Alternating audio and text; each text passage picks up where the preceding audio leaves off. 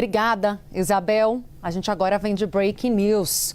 O advogado do Daniel Vorcaro deixou agora a defesa dele, a informação que chega com ele, Jonas Maia. A gente tem a confirmação de que José Luiz Oliveira Lima, também conhecido como Juca no meio jurídico, conhecido principalmente ele, Jonas Maia, pelo fechamento de delações premiadas, e por isso foi chamado para participar dessa banca de advogados que defende Daniel Vorcaro e agora está dizendo adeus a Vorcaro bem no momento em que a Polícia Federal, Elis Jonas, rejeita a tentativa de delação de Daniel Vorcaro e, como a gente vai trazer em instantes, a PGR vê com muito ceticismo, muita cautela e diz que será muito mais criteriosa do que a Polícia Federal para um eventual acordo de delação com Daniel Vorcaro. Contigo as informações. Tainá, como fica agora a situação do ex-banqueiro Daniel Vorcaro, né? Porque o José Luiz Oliveira, conhecido como Juca, criminalista especializado em fechar delações premiadas, deixa a defesa do ex-banqueiro, dono do Banco Master, enrolado em toda essa investigação de fraudes que chegariam nos cálculos da Polícia Federal a 40 bilhões de reais. Hoje, então, foi anunciada, comunicada essa saída do Juca da defesa do Daniel Vorcaro. Outro ponto é que o Sérgio Leonardo, advogado que levantou toda a documentação para essa proposta de delação premiada, disse agora há pouco para a gente aqui, confirmando que ele continua. O Juca sai, mas o Sérgio Leonardo continua nessa defesa do Daniel Vorcaro. E essa saída do José Luiz Oliveira vem justamente após a rejeição por parte da Polícia Federal, Tainá e Uribe, em relação à proposta que foi apresentada de delação premiada. Na avaliação dos investigadores da Polícia Federal, que rejeitaram formalmente a equipe de defesa do Vorcaro, eles não apresentaram nenhum elemento novo, no caso o Daniel Vorcaro, nenhum elemento novo, a questão do ineditismo, para que a proposta de delação premiada avançasse ali dentro da investigação, dentro da Polícia Federal, nesse inquérito de rombo aí, que envolve até questões previdenciárias também. Então, agora a informação que temos da confirmada é da saída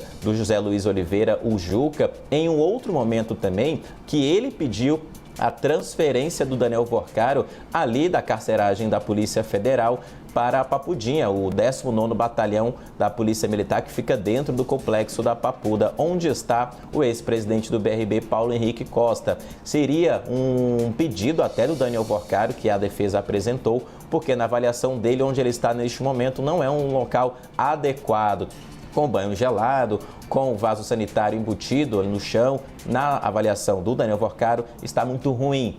A defesa, então, pediu ao Supremo Tribunal Federal que ele saísse. Então, essa saída do José Luiz Oliveira, o advogado principal do Daniel Vorcaro, vem nesse momento. Após a rejeição da proposta de delação premiada, uma continuação em relação à negociação com a PGR e também um pedido de transferência dele da Polícia Federal para o complexo da Papuda, ali a Papudinha.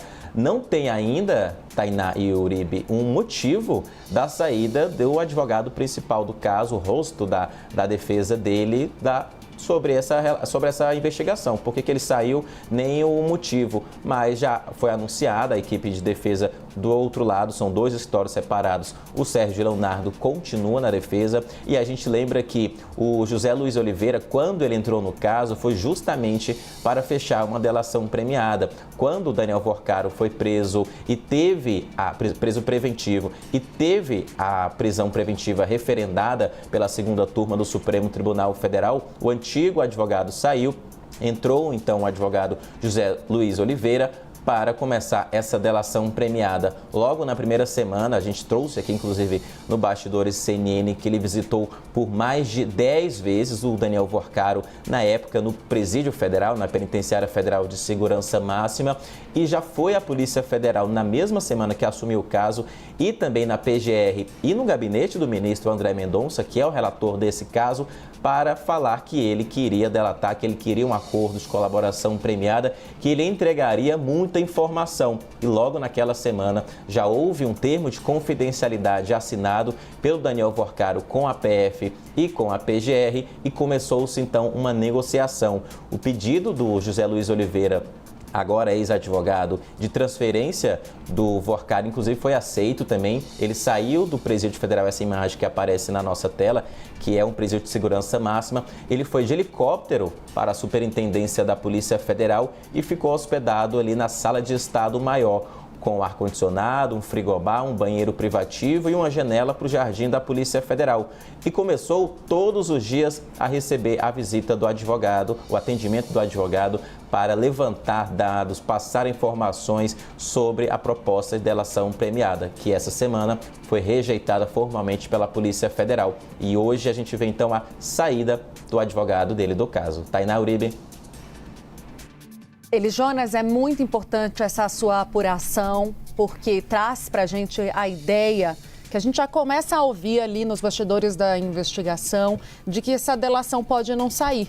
Há uma avaliação, inclusive, eu vou trazer agora, da PGR, de que ele vai ter que melhorar e muito o que já apresentou a Polícia Federal, porque a PGR tende a ser mais criteriosa que a Polícia Federal nesse tipo de acordo.